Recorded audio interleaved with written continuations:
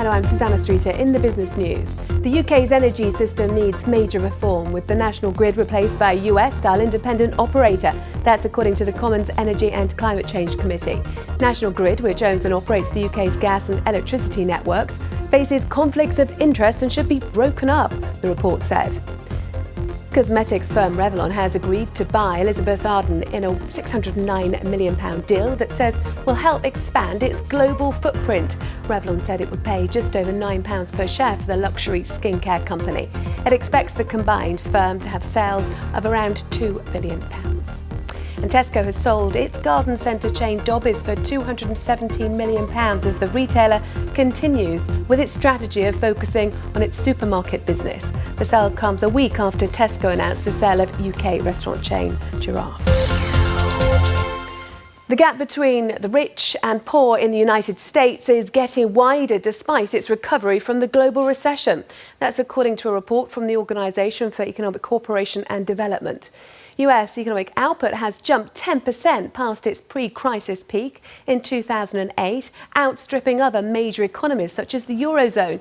But the OECD Secretary General said the gains from the economic revival aren't being evenly shared, with minorities faring less well. Well, Jane Foley is senior strategist at Rabobank. Jane, why do you think there is this growing inequality? Well, of course, we've got inequality in a number of areas, particularly income, and also, of course, in wealth, which is a little bit different. Now, of course, we could look back over the last 40 years and really begin to see these signs. And one of the reasons more recently that we have seen income inequality grow can be related to productivity. Now, we hear about this every now and again from a number of politicians and economists, and productivity is just output per head. And this growth of this has been very, very low. And because when productivity is low, well, wage rises are low too, and without wage rises, well, people's living standards, their wealth doesn't go up. So this is really important, and this is, of course, related perhaps to a lack of investment, maybe education, etc. So the lack of productivity is one of these big factors.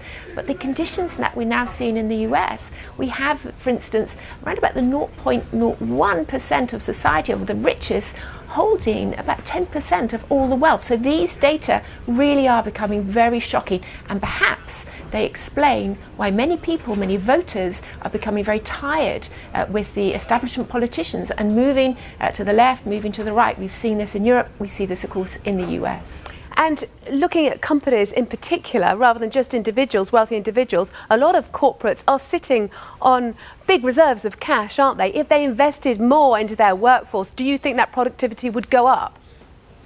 Well, it should do. I mean, you could talk about investment perhaps in machinery, maybe in motorways, maybe in infrastructure, maybe in education. So this is partly the responsibility of companies, but also the responsibilities of governments too. And of course, you hear a lot of economists, you hear a lot of central bankers talking about the need for structural reforms. Now, these, of course, go hand in hand, of course, with investment and helping to raise productivity. So potentially in the years to come, we will see greater productivity levels. Yeah. That will bring us wage rises, and that should improve our living standards. OK, Jane Foley from Rabobank, many thanks. Back to you, Nick. That's all the business news from me for now. Susannah, thank you very much.